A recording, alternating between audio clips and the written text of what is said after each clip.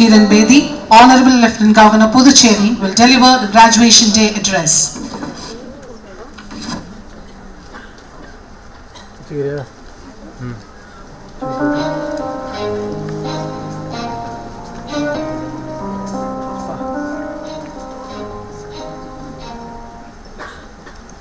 Can I have more lights in the hall, please? I want to see these pretty faces.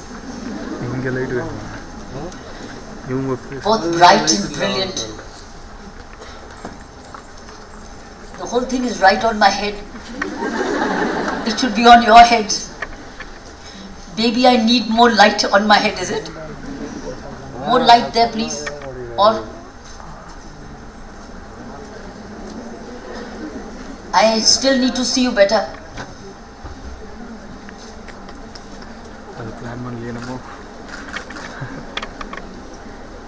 Or no more scope? Yeah. Thank you so much, sir, for inviting me. How could I say no to him when I met him last year? Mr. Santhalia, I met him at a function organized on education here by Prabhu Chawla, and that's where we met each other. It was an honor. Some contacts go beyond and they become almost like a communication link for a long time. And ever since I met Mr. Santhalia, I know we stayed connected, right? That's the power of the technology today. Very happy to be at the M.O.P. Vaishnav College for Women. I understand, I see the presentation is prestigious. It must be difficult to get in. You must be meritorious to be here. Am I? Well, it appears to be run very well by your trust. So I congratulate all your trustees, your founders, for having created such a wonderful autonomous institution. Your principal said you could do all these new things because you're autonomous. See how important the word autonomy is? You could do it because you were autonomous. You understand the meaning of autonomy? Autonomy means self-reliance. It brings self-reliance. I asked her, your madam principal, I said, do you get aided by the college, by the government? He said, no, we are self-reliant. That is why. Why I'm repeating the word self-reliance? The secret of any life is self-reliance. And the decay is when you're dependent. Financially, psychologically, physically, economically, socially. But self-reliance is the key. If I go back to my life as a girl who was growing up, without knowing that was the right thing to do and that's the right way ahead, the goal of my life was, how do I be self-reliant? And as I grow up, to be not only self-reliant for myself, but self-reliance to be a giver. And as a woman, when I was growing up in those years, self-reliance was never the issue. Self-reliance was never a goal. Dependence for a woman was a goal. How does she belong to move on to be somebody else's? And here it was, when I was growing up, to be, how do I be myself? Self-reliant. You see, your college is able to give you this innovation, this growth, this modernity, this innovation, this entrepreneurship, the sportsmanship, the creativity, the technology, all that I saw across is because it's autonomous and it's self-reliant. So my first message to you youngsters, graduates and girls in particular, is learn to be self-reliant. Friends are there, but they're not for dependence. They're interdependence. They're not to be cried on shoulders on, but to offer a shoulder if you want to. Otherwise you can also say no thank you. Because it's not always to have somebody always crying on your shoulder, because that's toxic. Because when that takes away your energy as well. My second message is, be very careful how you manage your energy.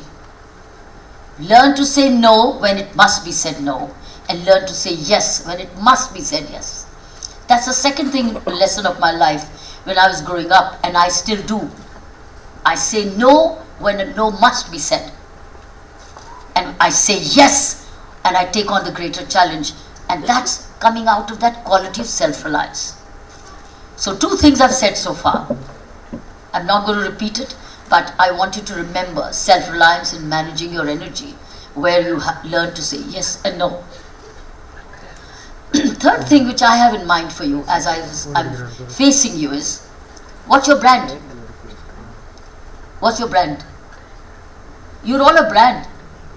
Is your college a brand, or is it you a brand? What's your brand? Every company has a logo and it has a tagline. What's yours? Have you thought about it? What's your tagline? What's your brand? Have you designed a brand and a bottom line, whether it's 1 word or 2, where you define yourself?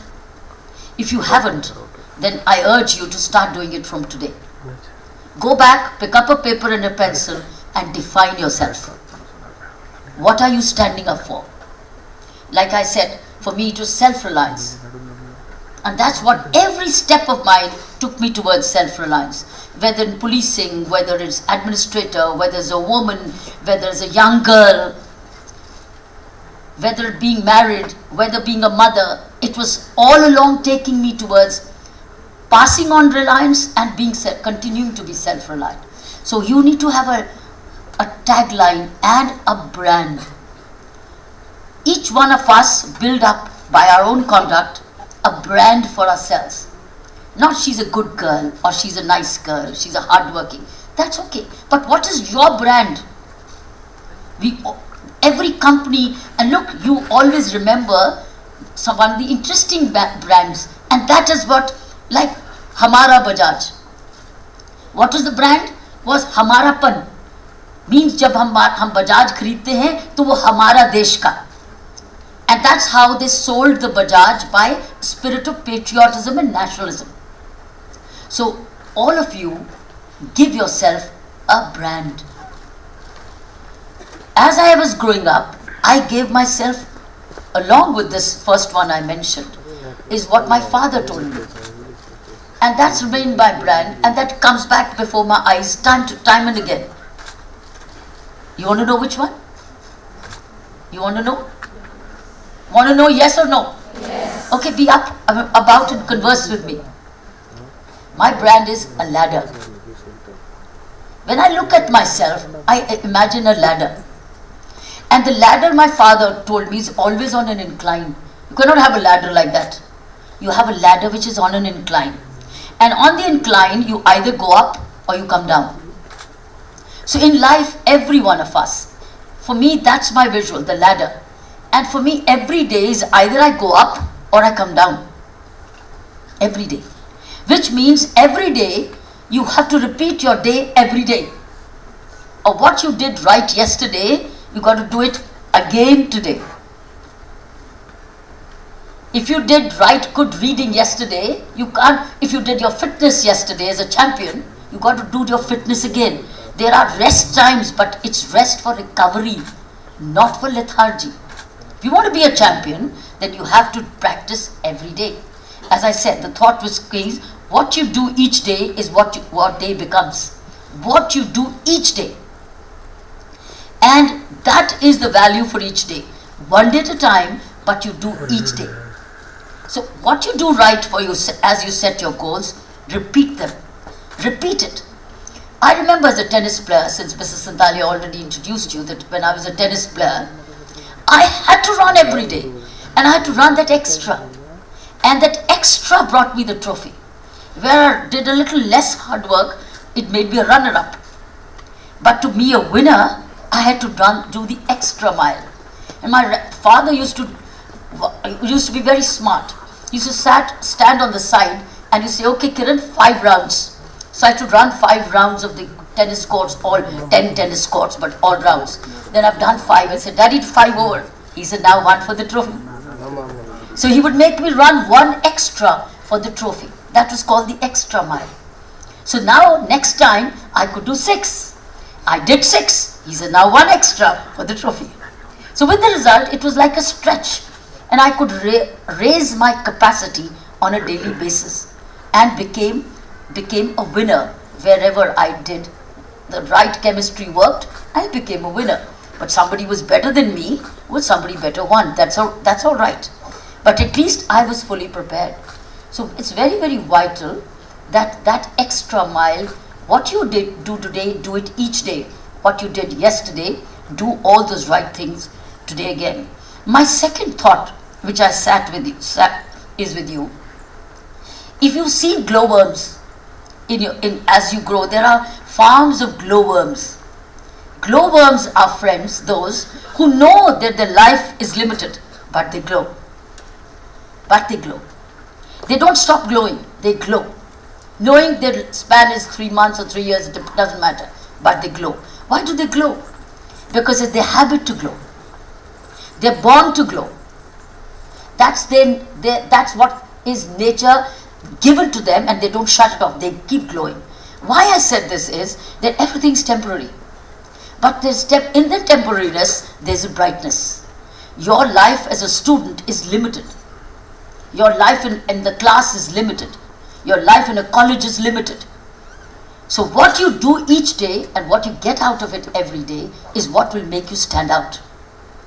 How much you treasure your books and the classroom and the teaching and your own preparation is what will make you stand out. So be like the glowworm who glows every day, knowing that my class is limited. If I want my student life to come back, it cannot be. But I can be a student all my life because I've learned to be a student. So learn to love your books and go the extra mile. Wikipedia is with you. Your Google guru is always with you. You can go beyond the books. And last but not the least, which I thought I'd share with you, is what we're not working on currently as individuals in a world as we go into competitive world is inner life. We don't work on our inner life because we thought that's too inner for us. So nobody knows what's happening inside me. So I can look beautiful outside. I can look fit outside. I can glow outside. I can wear lovely clothes outside. But the real growth is your inner life. And at this age, we think it's meant for retirement. It isn't. In fact, there's one thing which I wish I had known early, and I'd started early in my life, was meditation or self-audit. Meditation is not guru. It's not mantra. It's you yourself. Whether you do a recitation, or you just sing, quietly sit, or you just breathe and watch, or you have a music, it's up to you which technique you use. But the earlier you begin with inner life, the more successful would you be in outer life. And we don't pay any attention to this. And I don't know whether there's a subject of inner life.